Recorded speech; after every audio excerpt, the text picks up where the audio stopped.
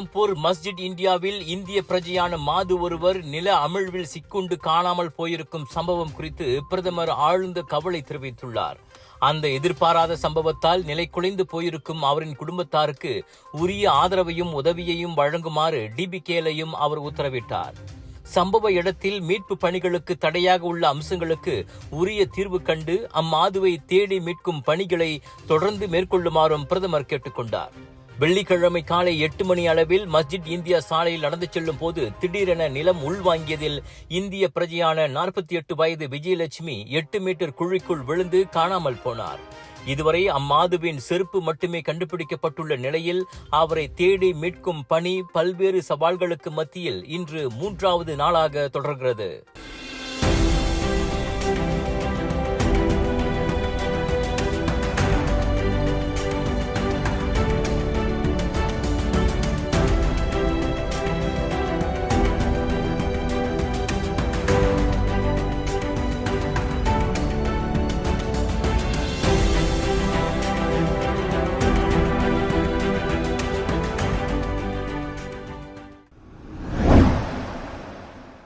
பிரதமர் doctor Sri Anwar Ibrahim தலைமையில் Malaysia சரியான இலக்கை நோக்கி போய்க் கொண்டிருக்கிறது.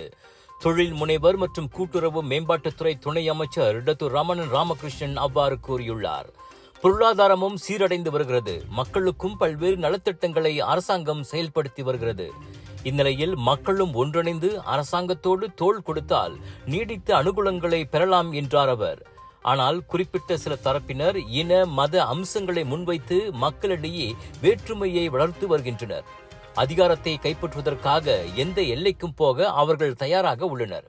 அது போன்ற விஷயங்களுக்கு இடம் கொடுக்காமல் இந்த சுதந்திர தின கொண்டாட்ட மாதத்தில் மலேசியர்கள் ஒற்றுமையை மேலோங்க செய்ய வேண்டும் என சுங்கை புலோ நாடாளுமன்ற உறுப்பினருமான டாக்டர் ரமணன் கேட்டுக்கொண்டார். சுங்கை புலோ சௌஜானா உத்தாமா சுற்று வட்டாரங்களில் இன்று வருகை மேற்கொண்டு உள்ளூர் சமூக தலைவர்கள், கிராம தலைவர்கள், பொதுமக்கள் ஆகியோரை சந்தித்து அளவலாவிய போது அவர் அவ்வாறு சொன்னார். சுங்கை புலோ வட்டாரத்தில் மேம்படுத்தப்பட வேண்டிய விஷயங்கள் குறித்தும் அதன் போது மக்களின் கருத்துக்களை அவர் கேட்டறிந்தார். சுங்கை புலோ தொகுதி மக்களுக்கு மிகச் சிறந்தவற்றை வழங்குவதே தனது குறிக்கோள் என ரமணன் தெரிவித்தார். மித்ரா எனப்படும் இந்திய சமூக உருமாற்ற பிரிவின் சிறப்பு பணிக்குழு 2025 வரவு செலவு அறிக்கையில் 30 கோடி ரிங்கிட் நிதி ஒதுக்கீட்டை கோருகிறது. இவ்வாண்டுக்கான பட்ஜெட்டில் அரசாங்கம் ஒதுக்கிய 10 கோடி ரிங்கிட் நிதி இந்திய சமுதாய மேம்பாட்டு திட்டங்களுக்கு போதுமானதாக இல்லை. குறிப்பாக இந்திய இளைஞர்களின் சொத்துடைமையை உயர்த்துவதற்கு அது போதுமானதாக இல்லை என அப்பணிக்குழுவின் தலைவர் பிரபாகரன் தெரிவித்தார். குறைந்த வருமானம் பெறும் B40 தரப்பைச் சேர்ந்த 1 லட்சம் பேருக்கு உதவவே குறைந்தது 5 கோடி ரிங்கிட் தேவைப்படுவதாக பத்து நாடாளுமன்ற உறுப்பினருமான அவர் சொன்னார். பெரிய நிதி ஒதுக்கீடு இருந்தால் மட்டுமே சமுதாய நலனுக்காக மேலும் அதிகமான திட்டங்களையும் முன்னெடுப்புகளையும் செயல்படுத்த முடியும். 2025 பட்ஜெட்டில் இந்திய சமூக பொருளியல் மேம்பாடு என்ற தலைப்பில் நேற்று நடைபெற்ற கலந்துரையாடலுக்கு பிறகு பிரபாகரன் அதனை தெரிவித்தார். அடுத்த வருஷம் நாங்கள் மோகன் பண்ணுறது 300 மில்லியன், ஏன்னா 100 மில்லியன் பத்தாது. ஸோ பிரதமர் அலுவலகத்தில் நாங்கள் அடுத்த வாரம் பேச போகிறோம். இன்றைக்கி நடந்த ரிப்போர்ட்டெல்லாம் நாங்கள் கொடுக்க போகிறோம். 100 மில்லியன் நம்மளுக்கு கமிட்மெண்ட் ப்ரோக்ராம்ஸ் நிறையா இருக்குது. வருஷம் எடுகேஷன் வெல்ஃபேர்னு ஒதுக்கி வைக்கிற ஃபண்ட் மட்டும் மித்ராவில் பாதி முடிஞ்சிருச்சு. ஸோ பேலன்ஸ் இருக்கிற பாதி தான் ட்ரான்ஸ்ஃபார்ம் பண்ணுறதுக்கு நம்ம ஃபோக்கஸ் பண்ணோம்னா ரொம்ப கஷ்டம். அதனால தான் 300 மில்லியனுக்கு புஷ் பண்ணுறோம். இந்த வருஷம் we are not giving any NGO any private entity. எல்லாம் கவர்மெண்ட் ஏஜென்சி கூட தான் லிங்க் பண்ணி நம்ம ப்ராஜெக்ட் செய்கிறோம். கவர்மெண்ட் ஏஜென்சி கூட லிங்க் பண்ணி நம்ம ப்ராஜெக்ட் செய்கிறது 100% டிரான்ஸ்பேரண்ட். பிகாஸ் கவர்மெண்ட் ஏஜென்சி வந்து நான் ப்ராஃபிட்டபிள். ஸோ அதிலே தெரியுது நம்ம வெரி வெரி டிரான்ஸ்பேரண்ட். ஆனால் இந்த வருஷம் கடைசியில் நம்ம கிராண்ட் சிஸ்டம் திறப்போம் மக்கள் அப்ளை பண்ணுறதுக்கு. ஏன்னா அந்த மாதிரி செஞ்சால் தான் மக்கள் கூட நம்ம என்கேஜ்மெண்ட் பண்ண முடியும். ஸோ அந்த பட்சத்தில் JBPK எங்களோட கமிட்டி மற்றும் Mitra we will be very careful with the grant establishment and also fund transfer procedures.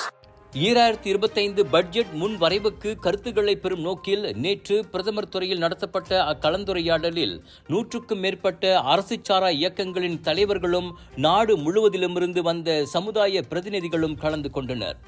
மேலவை உறுப்பினர் டாக்டர் நெல்சன் ரெங்கநாதன், மித்ரா தலைமை இயக்குனர் G பிரபாகரன் ஆகியோரும் இந்த பட்ஜெட் கலந்துரையாடல் நிகழ்ச்சியில் கருத்து பரிமாற்றம் செய்தனர். கலந்துரையாடலில் கிடைக்கப்பெற்ற கருத்துகள் அறிக்கையாக தயாரிக்கப்பட்டு நிதி அமைச்சின் பார்வைக்கு கொண்டு செல்லப்படும் என பிரபாகரன் சொன்னார்.